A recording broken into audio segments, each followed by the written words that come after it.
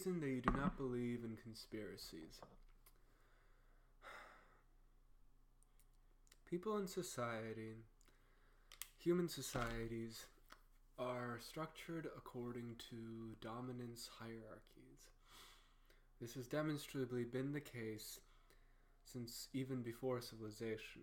At the very least, we might say, the dawn of civilization, this was the modus operandi, the ruling class, and they have led us to believe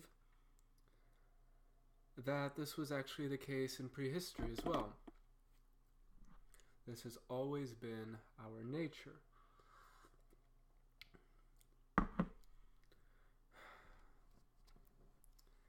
Why is this so embarrassing to admit? Well, it is obvious that to the extent that someone is happy, usually that person doesn't have an incredible necessity or an inclination to think. The burden of thought lies upon the unhappy man. And while some people might have a good chance of being well adjusted to society, they're sufficiently intellectual and curious. They may very well discover a series of truths which make it impossible for them to be satisfied with a conventional life, so long as they are, in addition to being curious, also very conscientious. Now, the less power you have, the more miserable your life will tend to be. And so long as you are required to keep busy by your lifestyle, you might not be able to afford the privilege of thinking. But it's precisely those people who have a great deal of time who are also alienated from society and powerless, who by some fluke of fate happen to live on the fringes of society. These are exactly the kind of people who will tend to produce the most realistic depiction of the whole, because their suffering is such that they will have a greater need to make sense of their life. Human beings suffer tremendously from cognitive dissonance. We have a need for things to make sense. Even people who accuse you of overthinking, they only make that accusation because their lives do make sense to them. They have their expectations, their security. Even if they claim that all life is meaningless, they manage somehow to live with their luxurious nihilism. And they are not required, therefore, to think tremendously, or if they find themselves thinking, it's usually when no one else is around. Usually no one else will find them thinking, and they're much too private or personal about their thoughts to do this in a public manner. And those are the good guys. Those are the ones that are relatively decent people. The intolerable people are the ones who are adamantly against being compelled to think, because their lives already make sense to them given their conditions, and they are complacent as a result. Now, to the extent that an individual is unhappy and is also intellectual and clever, he or she might figure out a great number of things about the structure of the world and of society, and of human civilization and its place in the greater universal scheme. And he or she will accrue followers from people who are equally miserable but don't have time or the cleverness or the luxury of thinking. And this will become the beginning of a paranoid cult. But how is it that a ruling elite would be able to prevent these cults from growing into a world religion? Is it through systematically practicing genocide against the people who follow these things? Well, maybe to some extent that is in place. After all, if you're exposed to be paranoid, you could be said to have very inhibited mental health. And if your mental health is inhibited, then naturally you will be alienated from society, and your alienation might actually result in your premature death. Given the necessity for people to be included through a common culture in order for them to survive. Now, if we were well aware that our culture was so communistic, we might find a greater need to revise it to be more inclusive.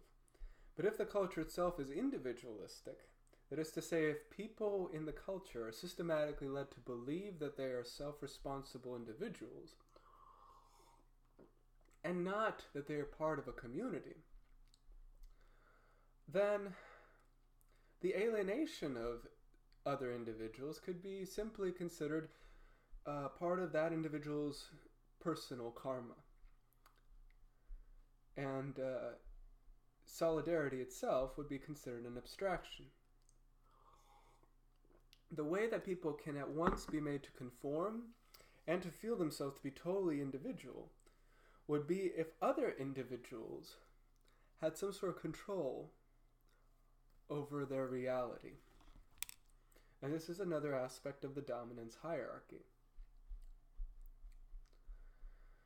Now, the dominance hierarchy is maintained with the consent of the ruled. If most of the people recognized their place in the hierarchy and felt a great sense of conscientiousness about this, they could easily overthrow the people at the top of the hierarchy.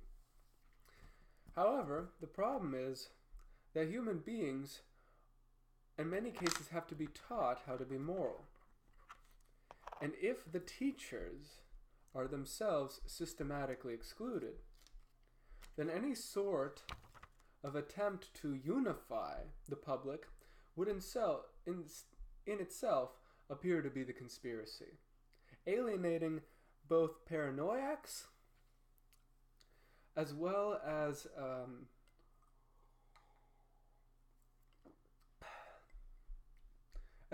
skeptics.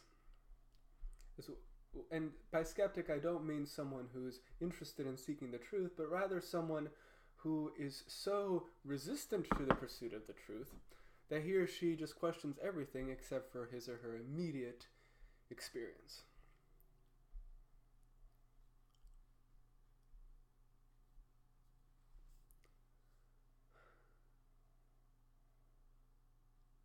So, people are pitted against one another.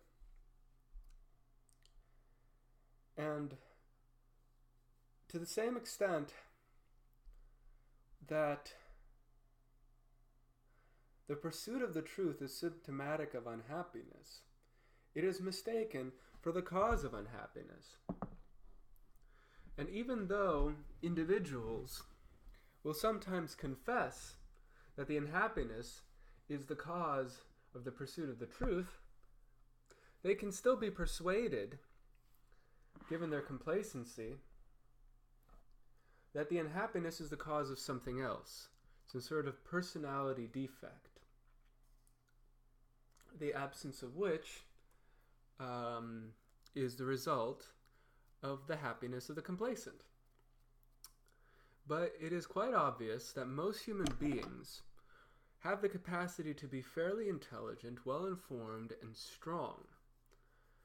And it is only by having some of our faculties pit against others that we become alienated and unhappy. For instance, someone whose occupation requires him to do a great deal of strenuous activity but not to think much about it might be mistaken for being weak. Someone else, given that that person is spending a great deal of time thinking.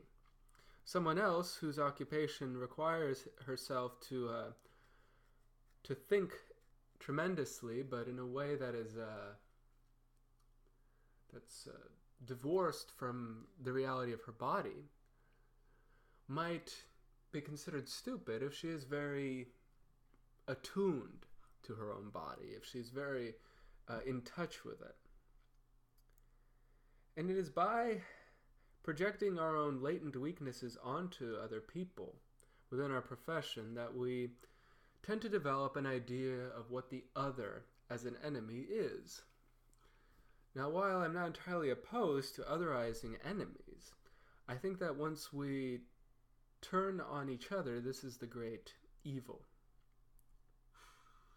You see,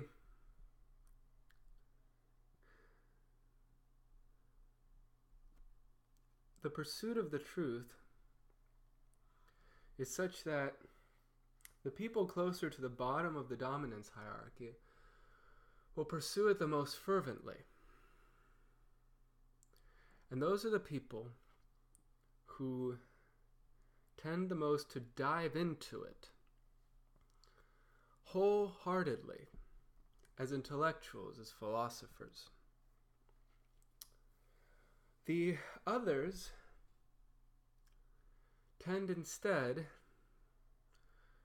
to try to escape the implications of their own thoughts through activity. And they model themselves after people who are happier than them, who insist that there's nothing to worry about. But the methods of those people who are happier do not work for our friends who are trying to live the life of action, and so therefore, these people keep coming back time and time again to the same problems. And ironically, they become more redundant than the people who go into the intellectual problems of the truth head on. So you might say that the people trying to live the life of action are remedial. The people living the life of thought are actually progressing at a steady rate in their education. And the people who are fat, dumb, and happy, so to speak, or muscular, dumb, and happy, they are, or even thin, dumb, and happy, they are dropouts of the real game. The real game is not one of competition. It is one of discovery. It is one of evolving through deconstructing the existing games. Many sophisticated games in this day and age allow for multiple playthroughs. And once you get further into the game, you deconstruct the main game. You start to see how the initial missions were in fact decoys, but you had to go through them in order to learn about how corrupt the conspiracy that you were involved in really was. Now, the systematic repression and oppression of people who are seeking the truth is sufficient evidence for the existence of a dominance hierarchy. Although normally this would appear to be a fallacy, to say that to the same extent that most people disbelieve in something, it must be true. In this case, if what you are trying to prove is the existence of oppression, then by definition, the logic holds. Because the systematic exclusion of people who are pursuing a truth by usually rational means is evidence of an irrational class that is, through exclusion, oppressing a rational class, which is of less fortunate individuals. And this process is by itself, by definition, the dominance hierarchy. Exclusion from a society that is encroaching is oppression. It is intrusive. There is no realm which is untouched by human civilization that is available to human beings. So to be excluded from human civilizations is to have one's natural state compromised by an unnatural state which does not recognize oneself. And this is by definition a system of oppression. The way that people who are higher up on the dominance hierarchy remain ignorant of it is by oppressing those beneath them. Because by associating the pursuit of the truth with maladjustment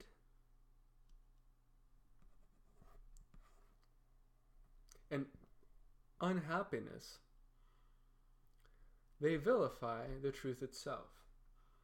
Now, one can imagine a Venn diagram of truths which are the construction of the ruling class. One is the propaganda, the lies, that are passed for truth, and that appear as information, in the form of information, to be absolute, because by the time that they are revealed, the people who have revealed them have already secured them so that they cannot be altered.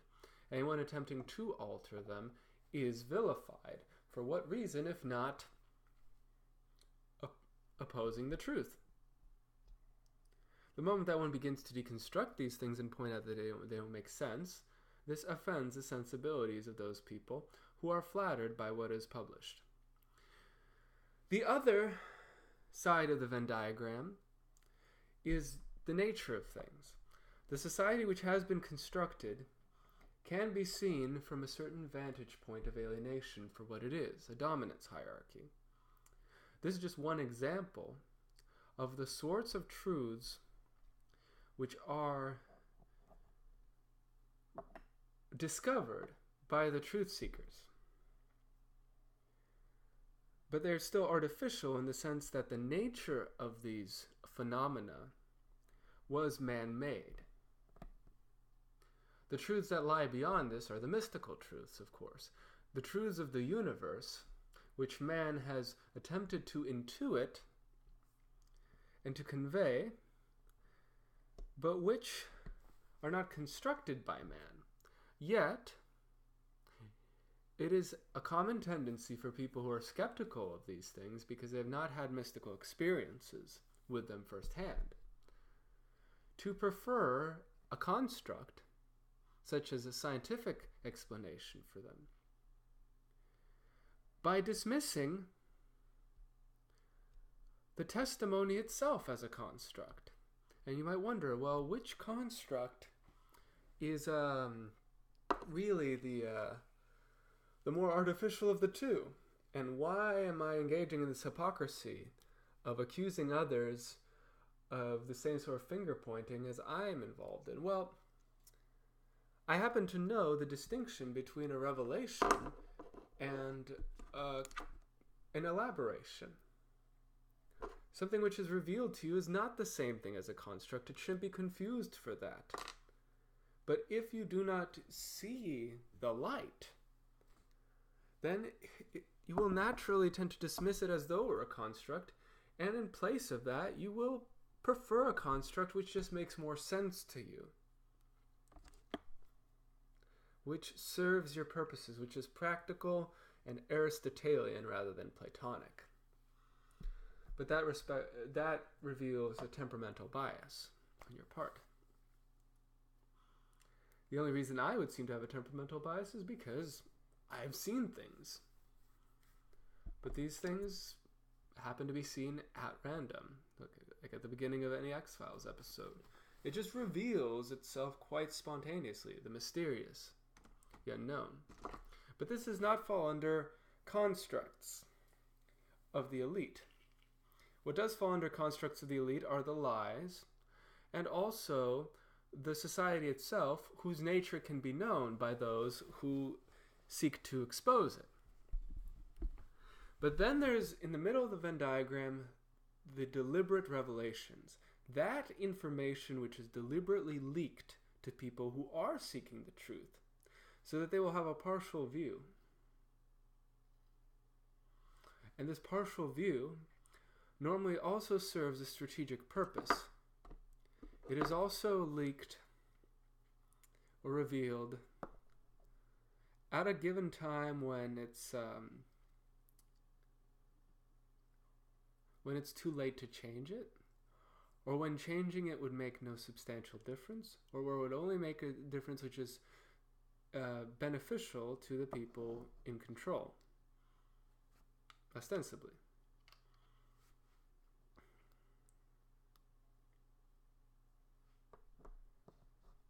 And we see this quite frequently also in the X-Files, where Mulder gets a tip-off, but then he gets another tip-off about the first tip-off, and it turns out that the first tip-off was a decoy.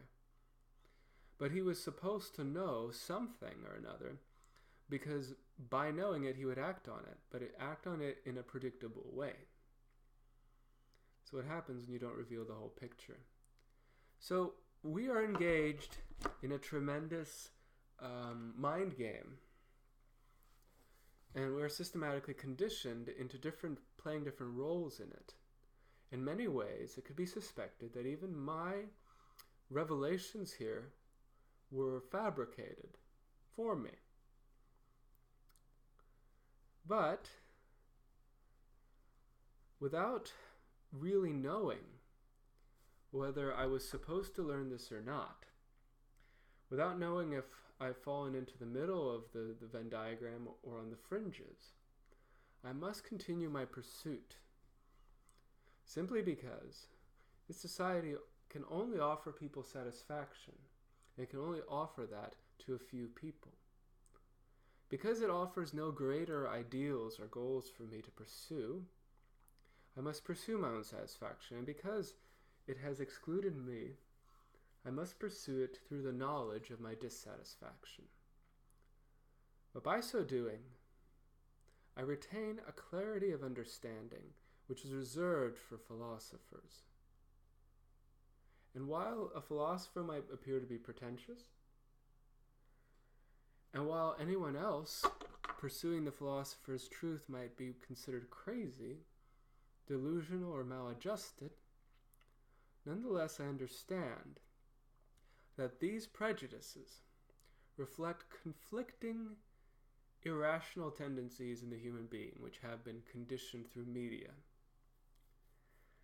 A college student might reject what is pretentious out of envy, and reject what is paranoid out of a sense of superiority. The ego does not want to be talked down to, but wants to talk down. And so, college students seeking status will live in hatred of status until that status is their own, in contempt of it. But only so much until they have power and are corrupted by it, in many instances. And oftentimes even the most well-meaning ones are used by people further up. So that is our problem. You see something similar in 4chan, where people who are nostalgic about the old internet are considered old fags, have too much status. And people who are new are considered new fags. And then everyone else is sort of anonymous because they don't want to be found out for who they are. They don't want to be held responsible for the things that they say. And they're willing to give up some of their own creative control and creative liberty and individuality to that end. Fact of the matter remains, though. As much as the ego is fooled, it's also one of our great tools. But in service to the soul, this part of us that resists authority, but craves it, manages to find authority in the intellectual domain, in the truth. And I believe that the truth comes to us from that transcendent plane, outside the Venn diagram of information. I thoroughly believe that we seekers of the truth can form a new sort of elite, which will speak on behalf of the whole and will liberate people from the old ways, the old hierarchies of dominance. But we must be extremely careful, and we must exercise virtue in everything that we do, so that as we rise through the ranks of knowledge, we are not corrupted. Because you have to think that the people who established this were informed by nature, and informed to some great extent by their knowledge of nature. They too received a revelation, but perhaps from a less beneficent force than the one that we would end up answering to. Thank you.